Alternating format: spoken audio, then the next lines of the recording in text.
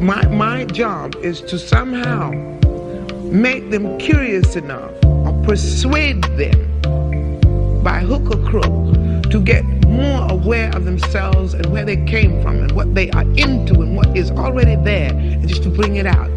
This is what compels me to compel them, and I will do it by whatever means necessary. Welcome to the Black Girls Heal podcast, where we talk about healing our intimacy disorders, unresolved trauma, and building a healthy relationship with first ourselves and then others.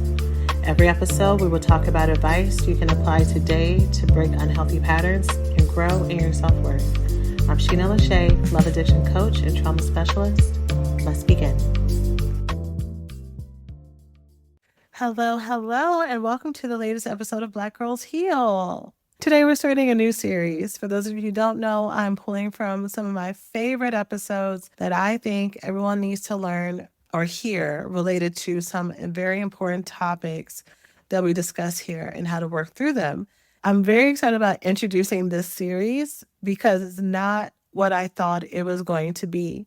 When I was thinking about brainstorming what was going to be published here, I had planned for this series to be healing childhood emotional neglect, which is such a big deal for all of us, right? It may look more severe and drastic for some of us than others. But for some of us, we didn't even know that we were being neglected until we heard about it. We're like, oh crap, that's me.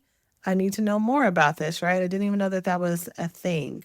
So often childhood emotional neglect or abuse is normalized. But anyways, that's not the topic. The topic is our actual series, which is codependency. So codependency, the inability to really focus on yourself and what you want, to be very quick to abandon yourself to take care of other people. You're not okay until other people are okay. And codependency happens, is formed, is reinforced for so many different reasons and across dynamics. Sometimes it's because you were highly parentified as a child, and so you just learned how to take care of everyone and be the good girl and be the sacrificial one of the family, become the martyr. And you may have either gotten a lot of praise for it, or maybe you didn't get a lot of praise, but you were able to control things, right? You were able to manage other people's irritation or their anger if you were really good at zeroing in on what people wanted and what they needed, right? Maybe you're really good at getting people to give you what you need as far as attention, time, resources, money, food, access to education. If you're really good at learning to read them and read what made you seem worthy and deserving of getting your resources because you were able to tune in so well to them. And all of the series, we're going to talk more about the origins of this. But for now, this is something that's so important. I've said this before. When it comes to healing, especially things like codependency, we're not trying to get rid of what might actually be our superpower. When I think about codependency, I think codependency is actually the superpowers of generosity, of empathy, of grace, of being people who are faithful and who are loyal, of people who are highly intuitive and attuned to the people that you love. You are the people who make people's lives better. The problem is that you give that in excess and also to your own detriment to people who cannot give back to you. And then you try to convince yourself that that's enough and that you're okay, even when you are solely feeling demoralized, disappointed, dying inside, burnt out, stressed, sad, neglected, depressed. And that's not what we want. So in today's episode, our first one, we are going to talk about, is it compatibility or is it codependency? Am I drawn to this person because we actually have something that we can build off of? Or are these remnants of codependency that I'm so used to because that was my lifeline in relationships for so long, and that's what this person is bringing out of me. So I'm going to share more about that in the intro to this episode right after the jump, but that's what we're talking about today. If you want to go deeper in this, join me in the Members Club where there are worksheets available that have notes on the highlights and also next steps for you to take at blackgirlsheal.org/members. But that's it for now. Let's go ahead and jump on in. Thanks for listening to this week's podcast. Before we get started, let's take a small break to say thank you to this week's sponsors. Hello, hello, and welcome to the latest episode of Black Girls Heal. I hope that you're doing well wherever you are. So, in today's episode, we are pivoting from our self love focus and series, and we are focusing back on home, back on relationships, dating, love addiction, love avoidance, love deprivation, and back to our roots. And we're kicking it off with talking about the difference between codependency and compatibility. Codependency being that loss of yourself when you're in partnership or relationship with a person. So this can be a lover, it can be a friend, it can be a family member, it can be an entity, a group, it could be with work, but it's where you will eliminate, neglect, not be aware of, deny your own personal needs, wants, feelings, desires in order to take care and to appease somebody else. Sometimes it is because you are completely, again, unaware that they are needs of yours because you have become fixated on making the other person happy, healthy, comfortable, pleased with you, whatever it may be. And sometimes you are aware of what it is that you want and that you need, but you will gaslight yourself and you will really minimize and deny that it's that big of a deal. Or you'll say, well, I have to meet them where they are and compromise, or my needs are important, but I'm going to try to attend to theirs and then it'll be my turn next. You'll do all these mental gymnastics to, again, really put yourself on the back burner and to self abandon for the sake of a partnership, friendship, relationship. And the reason this gets mistaken for compatibility because these codependent patterns are usually ones that are very familiar to us because it may be how we grew up. So we are very familiar with codependency because we learned to be codependent in our families. Maybe we had bullying or school group situations where around our peers we learned how to attend to what's going on in the group and what it means for our survival, not only emotionally, but maybe even physically. And so all these patterns just get baked in. And even if they are causing problems and dysfunction, it feels familiar. It feels normal. It feels like home. So when you meet someone that pulls out these codependent triggers, it feels like there's magic there.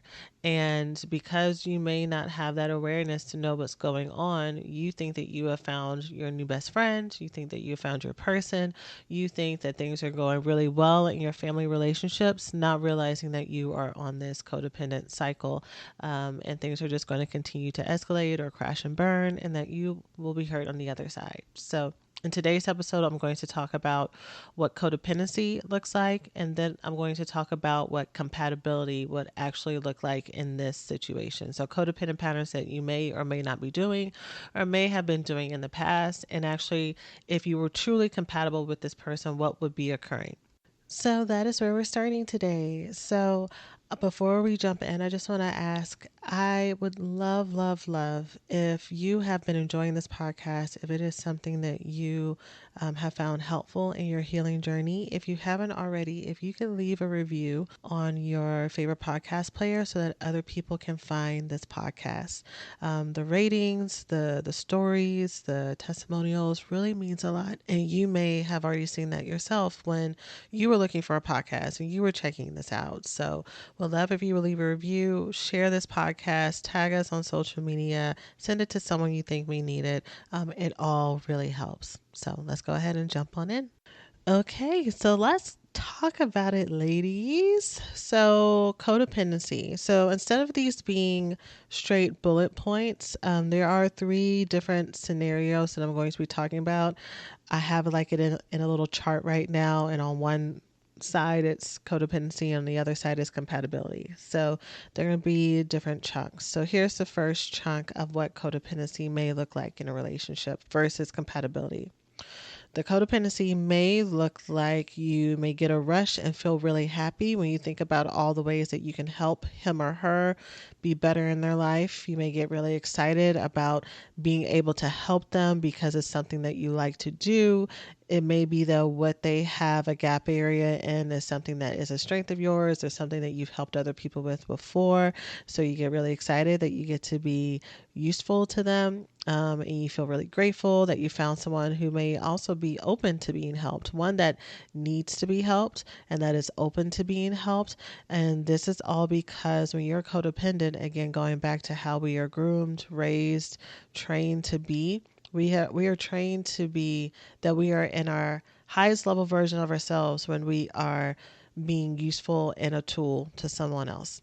So, if you've heard me teach about intimacy disorders before, one thing that I always say is that all these qualities have strengths in them. So it's not black and white and like, oh, when you want to be helpful or if you're very generous or you're very compassionate, you have to get rid of all of that to be healthy and healed. Those are superpowers that you have, to be generous, to be merciful, to be open hearted, to be thoughtful, to be insightful, to again be helpful. These are all amazing things to have. But when you are in a series of codependent, love addictive relationships, you give all these skills, one, to people who cannot reciprocate, don't want to reciprocate, don't know how to reciprocate. And so you're always in the place that is overgiving. And also, number two, with to that point, is never enough. There's never enough help, affirmation, care, patience, forgiveness that you can give these people to where they actually come up to being better people, to being better partners, to being better friends, to being better family members. And it always seems like it's just on the cusp. It's just on the cusp to them being able to be reciprocated, for them to be able to reciprocate what you're giving to them, for them to say thank you, for them to realize all that you're giving them, for them to finally be happy and whole and lucid and whatever else. But that day doesn't come because you are in a codependent relationship. So what does it look like when you are a helpful, generous person who is in a relationship with someone who is compatible? The way that that looks is you are in a friendship, a relationship, a family connection with someone who is actively contributing real, sustainable assets and skill sets and strengths to your life. I'm going to say that again. Real, sustainable, tangible skills and assets and strengths to your life. One of the things that I will commonly hear someone who is in a love addictive or codependent relationship say when I ask them what that other person does for them is some variation of, well, they listen to me and they're always there for me emotionally, and always has air quotes under it, right? But it's the fact that they have at some point in time held space for them. And you know, the bar is so low because to them that is really significant. It is a huge gift, and it's because they have been surrounded by people who do not listen to them. They have been surrounded by people who do not care about their emotions, about their feelings. They do not have a safe space. So for them to have someone who actually listens and they feel at some point in time in the conversation not judged, that is something that needs to be celebrated and acknowledged. But here's the thing: someone listening to you and treating you with respect is not a novel experience. It may have been novel for you based on your history and your background and people around you who may have betrayed and hurt you, but having people who actually care about your thoughts and your feelings and your personality and care about you and care about your stories, once you break out of these cycles, it's a dime a dozen. It's a dime a dozen because those are normal, healthy human interaction skills. And then you get to narrow it down to, okay, this person is listening and stuff, but do we actually click? Do we actually vibe? Do we actually go together? Do we match? And that is the difference between you meet people who are great people, but they're just not your people, right? And there is a neutral statement. There's nothing wrong with that, but you find people that you actually vibe with and that you connect with.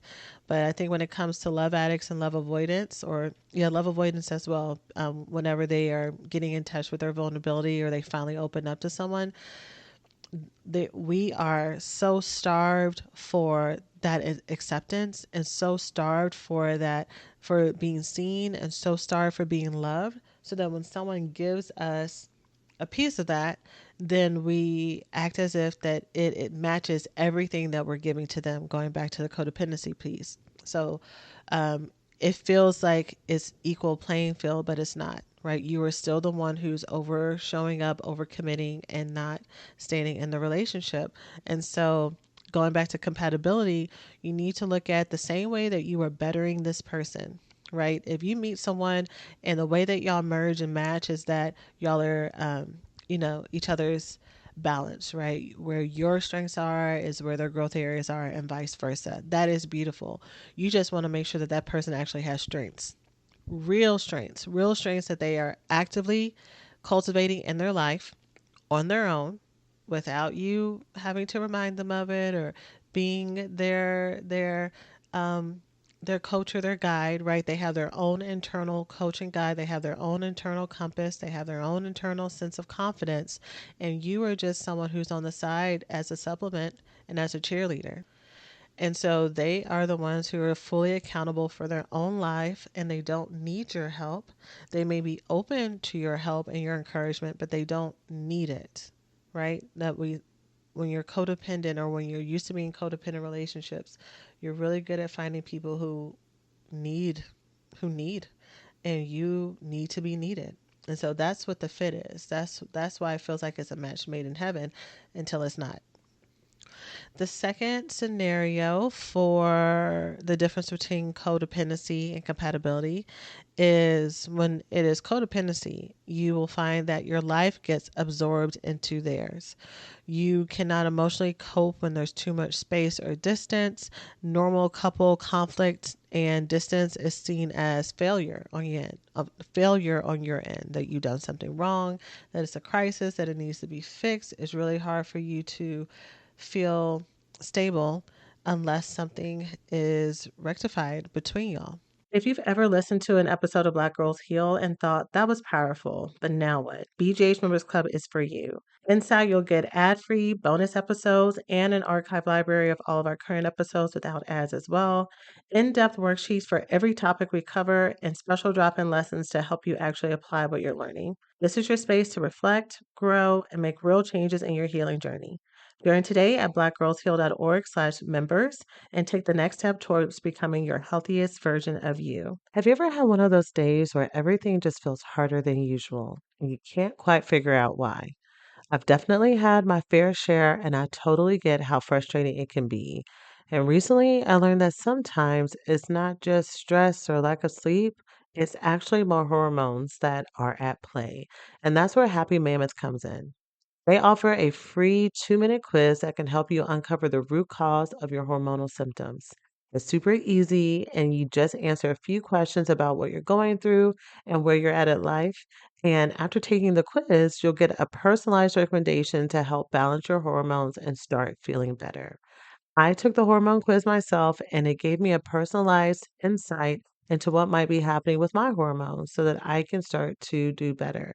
And the quiz suggested that I have symptoms that may align with having high estrogen, which is one of many hormones that Hormone Harmony can help to regulate. Hormone Harmony's herbal formula doesn't just help with estrogen, though. It assists with testosterone and it also helps with stress hormones such as cortisol, which we all know can wreak havoc on the nervous system and everything is connected to.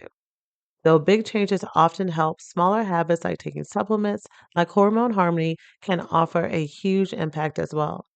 Taking care of your hormones is about investing in your long term health. If you don't know where to start, take their free hormone quiz and you'll learn more about your hormone balance and how you can make small, intentional changes to support your body. But whether it's with Hormone Harmony or another Happy Mammoth product, this quiz helps to guide you towards solutions that work specifically for you. If you're ready to start feeling like yourself again, head over to happymammoth.com and take the free 2-minute hormone quiz today. And for a limited time, you'll also get 50% off your entire first order with my code BGH at checkout. That's happymammoth.com and use the code BGH for 15% off today. And so when it comes to compatibility and being in a healthy, compatible relationship, normal merging absolutely occurs, especially if you're in a romantic partnership, but also in friendships and in relationships, right? To where you're spending time together and you start to maybe share hobbies together. You may be doing things together and you may merge your friend groups and stuff like that. But In a healthy partnership, you are still two distinct individuals who you still have your own thoughts, you have your own hobbies, you have your own groups, you have your own ideals. And the difference is, even if the way that your coupleship works is that y'all are really so alike in so many ways, so there really is like this overlay. There really is a really clear merging of lives. You don't have lives. There are some couples who have lives that kind of run parallel and they have overlapping, but they still have very much distinct lives. And there are some couples who, you know, when we look at our Venn diagram, like those circles are dang near, fully overlapping into one. And so there's neither one is better than the other. What the problem is, and what may make that codependency in either way, is if, well, actually, more in the overlapping of two concentric circles, but what may make it problematic with codependency is in that merging that you have a hard time knowing how to define what are your thoughts versus their thoughts. That if they decide to do something else, if they decide to change the routine or script, if they decide to get a different interest or, change something about their life to what fits them better, you're in complete disarray because you have merged fully your identity and what you do and how you show up and what you think about yourself into being this new entity in this coupleship, right? So instead of the coupleship being something that, you're both, imagine you have a giant glowing ball of light, and that glowing ball of light is your relationship. When you are two people who are compatible and more interdependent, both of you have your hands on this ball, right? But y'all are still two separate folks, right? You're holding the ball together. You may have your hands inside the ball, like into the light a little bit, but y'all still have your full selves on the other side. When you are codependent, you are trying to climb up in that ball. Like you are trying to fit it on for size. You are trying to completely immerse yourself into that ball of light in hopes that, you can fit in there and that you can just be this entity, and there's a loss of yourself. You are now, you no one can see you anymore because this coupleship has become your everything. So you want to make sure that you still have your own personality, that you have your own thoughts. I think sometimes love addicts really want to find a partnership because it will give them the relief to having to have to think and have to try and have to show up and have to figure out who they are, especially if you have left different settings, if you're maybe you're one of those people who has checked everything off your list, and so you're just looking for, okay, well, what do I do now? Who am I now? And you're looking for that next stage, the next step to kind of tell you who you are because you don't know how to tell yourself who you are. And it's very easy to merge yourself into, okay, I am such and such's girlfriend, or I'm such and such's wife, or I'm such and such's mom, versus I am still, Talisha, but I'm Talisha, and I also have roles as mom, as wife, as sister, but this is who Talisha is, right? Or I am still Toya, and I am business colleague, business partner, I am girlfriend, I am, super auntie, but this is me as Toya, and this is what is important to Toya. This is what's important to Lisa. This is what is important to Danielle, right? And really being able to know that and hold that into your relationship and making sure that you're with people who are compatible with that. Love addicts, we are great. Codependents, all love addicts are codependents, but not all codependents are love addicts. So you may hear me interchange those a little bit, but true compatibility comes when you know who you are and what you want and what's important to you, because then you get to find the people, persons, places, entities that match and fit your needs and your desires. So again, as love addicts, we're great at becoming chameleons. We're great at becoming needless and wantless to fit whatever relationship we're in. And so we have to be really, really mindful of, is this actually someone who meets what I need, or am I just really good at making things work? Am I really good at making myself feel small, or making myself small, or pulling a Alex Mack? That's a millennial reference for for some of you who will get that, and some of who don't. But like, where you will liquefy yourself and fit into whatever crevice you need to make it work. Where, how do you show up? And or do you even show up at all?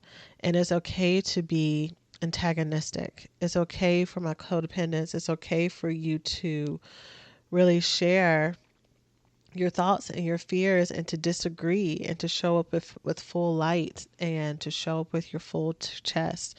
One of my good friends, they were talking to me about the book. And this is an older book. I mean, it's not an old book, but it's older in the scope of the self-help development books, but it's become a little bit of a standard. The book, The Subtle Art of Not Giving a Fuck.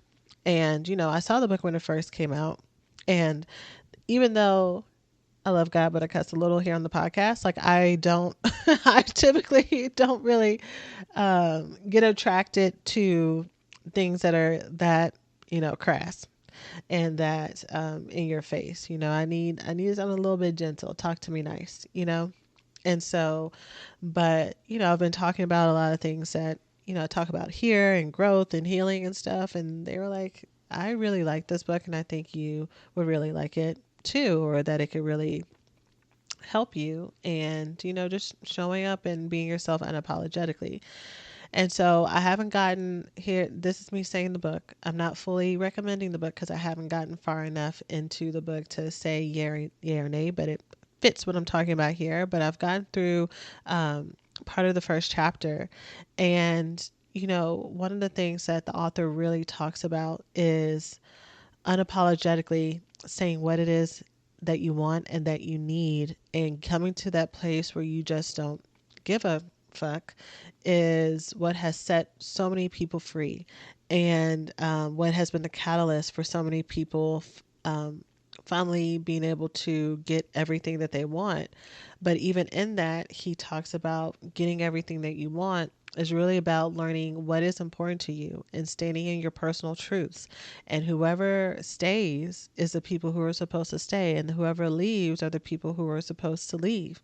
And of course, there's nuance there, or at least I think he's going to say, maybe he's not, for those of you who have read the book, but it feels like he does have nuance for, there is self accountability. You can't just go through the world being a horrible, shitty person and then, saying woe is me, if that is not part of your ideals and how you want to show up, and saying, well, I'm just completely standing in my truth. This doesn't omit your bad behavior. You acting in your insecurities by pushing people away and acting as if you don't care is still you hiding, is something that I did read him say in this first chapter. But I think as codependents, we are so afraid of rocking the boat. We really want to be loved. We really want to be seen. We really want to feel safe. And so being in a partnership, or being in a relationship, or being in a friendship where you disagree, where there is friction, where one person is annoyed at the other, or there's frustration, in your mind has always meant danger. It has always meant that there is a dissolution coming. It has always meant, okay, well, let's just prepare for the worst. Even if we get over this friendship, there's no way that they're not going to hold this over me, because people have done it before. So forgiveness, true forgiveness, is a rare concept. True reconciliation is not there, and you may live in fear about the disagreement, or you may really go into your appeasement and try to make everything better, and like overcompensate and make things weird because you're really trying to fix something that doesn't need to be fixed, and it kind of throws off the energy of your relationship. And so, bringing this back to the compatibility part, as and getting out of codependence, is you seeing that you having needs and wants and a voice is exciting to healthy friends and to healthy partnerships and to family. You know, being able to match. So, even when you think about Velcro, the way that Velcro works is that there is, pardon these not being the correct terms, but there's the fuzzy side and then there's the sticky side that has the prongs that sticks to the fuzzy side. And when you get two of those same types together, they don't fit together. They need to be opposites for them to match. Jigsaw pieces, there needs to be difference in cuts. There needs to be difference in shapes for them all to come together. Our differences is what makes our relationships stronger. It's what makes them last. It's what makes them vital. It's what makes them exciting. It's what makes them grow. It's what makes them flourish. And for those of us who are codependents, we have learned to buff out all of the rough edges. We have learned how to make ourselves silky smooth like porcelain, and just so nothing can stick, right? Nothing can stick, and we can be smooth and we can like fit in wherever it is. And so us learning how to grow that stubble out. Learning how to, are y'all liking all these metaphors that just keep coming out? They're like the most random metaphors, but they're what's coming. Us learning how to like let ourselves like shift and grow and have pointy corners and all that stuff is very uncomfortable for us. We like to be our small porcelain smooth balls, right? We like to kind of blend in to where no one can say anything because it's how we stay safe. But for you to get what you want, my love, you are going to need to stand out, and you're going to need to learn how to stand out and stand out loud so that whoever you want to match with, friendship, romantic wise, or family, can actually connect with you so that they can have something to latch onto and hold on to. Um, and that brings us to our last difference between codependency and compatibility. Again, as a reminder, if you are enjoying this podcast episode, please share with a friend or a loved one, and would love to get a review on your favorite podcast player so that other people can find the podcast. So, the third situation scenario or of difference between codependency and compatibility is noticing where you may overfilter what you want and what you need, or what you may want to say because you are, again, trying to keep the peace. You're trying to make things comfortable. You're trying to save things for the right time. You're trying to handle all your emotions and thoughts yourself because you don't want to burden them, or it's not that big of a deal, or you think you already know what they're going to say. Whatever it is, you are not sharing all of your thoughts, right? So the other point was about you actually showing up and figuring out who you are, what you want, your personality, living your life out loud, however that is, having your own entity and identity was the second point. And this is talking about your voice and vocalizing that and showing up and how you communicate with someone, and or the fact that you don't communicate when you are leaning into codependency. And you may think that you are just being conscientious. Hopefully I said that right. But it's your trauma. It's your trauma. And so the way that compatibility shows up is not only are you sharing what your thoughts and what your feelings are, is that you are compatible with someone when you have either similar communication styles that complement each other, or that you are both of you actively working to understand the other one's point of view. If you are the one who is always the one actively understanding your partner's point of view, you are the one who is over communicating, you are the one who is trying to translate what they are saying, you're the one who's always saying, okay, let's talk about this, let's fix this. You're the one, if it's always you, and that person either does not ever initiate these conversations themselves, or rather, because I think this is what trips up some of us. Some of us are in relationships with really great, amazing partners who truly love us and care for us. But because they do not verbalize emotions and conflict resolution, and they don't want to come and sit down and let's have a talk and like get really deep with it, we feel like they don't care, and we feel like they really are kind of thoughtless when it comes to this, but really we don't understand how they are communicating and how they check in on us, and what it is that they and how it is that they show up. And so what you're actually looking for is, do I have a partner that ever seeks to understand me, period? And they seek to understand me not because they got in trouble or not because, they want something or they're trying to use it against me, but because they actually enjoy me and like me as a person, because they want me to be happy. So, whatever language it is that they try to do this in, are they actively trying to meet me where I am? Are they actively trying to get me and study me as their partner, as their friend, as their lover, as their friend, as their family member, right? And if you are always the one who's fixing it, um, again, I think we can kind of get addicted to that high of, okay, we had, when you are a long-term codependent, part of what is normal to you is having things be nice, and then there's a fight or there's a disruption, and then things are calmer, and then there's another fight and disruption. And that up and down roller coaster is intoxicating.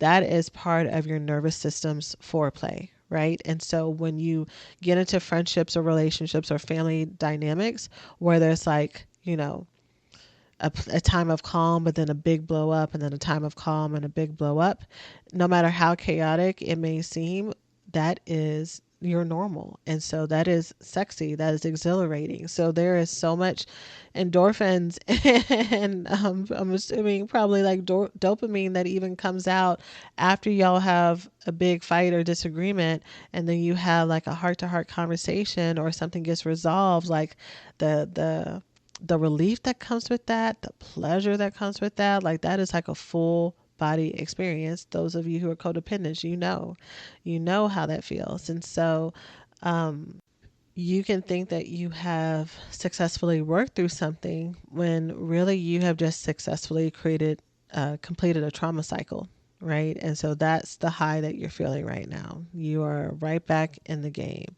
And so to be in connection with someone where there doesn't have to be all the ups and downs, and that you can communicate respectfully, and you can, when you do get mad and you don't communicate respectfully, that you don't completely tear each other down. You know, that there is some love and adoration, that it doesn't have to get abusive.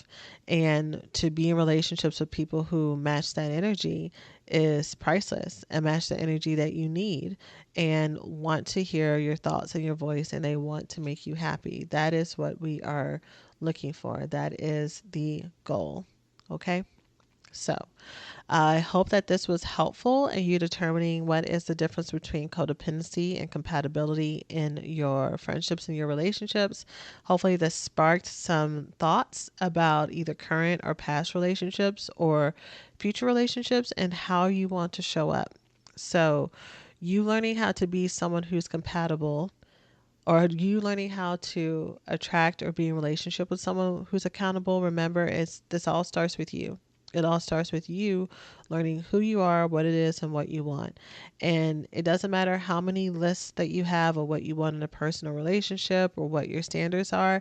If you're not doing the internal work to get over all the ways that you will gaslight yourself or self-sabotage yourself when you start to get close to this, or not know how to let people in, or you know run when this is possible, or not see the red flags where you think that you're with someone who's compatible with you, but you're actually entering a codependent relationship, and you don't see that, oh, okay, here's the path and I'm walking on it. These are all the things that you need to work on. Otherwise, you will continue to be frustrated with this magic list, wondering why is it not manifesting, or you keep getting so close, but yet you're so far. So this is your internal work. This is your internal homework to do. These are the things that I help women work with in my recovery school program, and I look forward to welcoming all of my cohort ladies to create the life and love that you want. So that's it for now. I will see you in the next episode. And as always, take care of yourselves. Thanks for listening to this week's episode of Black Girls Heal. If this episode helped you in any way, please be sure to subscribe, leave a 5-star review, and share it with someone you love. And if you're ready to go deeper and turn what you're learning about here into real life change, join us inside the BGH Members Club. You'll get ad-free bonus episodes, powerful worksheets about every topic we discuss here, and exclusive lessons to help you apply the healing tools we talk about. You can join today at blackgirlsheal.org/members. And as always, take care of yourselves, and we'll see you next week.